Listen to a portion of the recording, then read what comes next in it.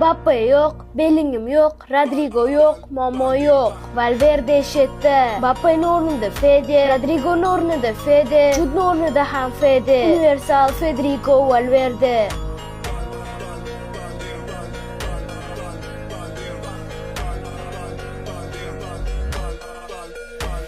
Arbelo'ni bugungi o'yingi taktikalarni hali yaxshilab tahlil qilib ko'rmadim, lekin bitta narsa aniq. Zidandan ozgina ko'chirmalar bo'pti. Sizlarda bo'lsa Zidanning bitta taktikasi bo'lardi. Pas to Ronaldo.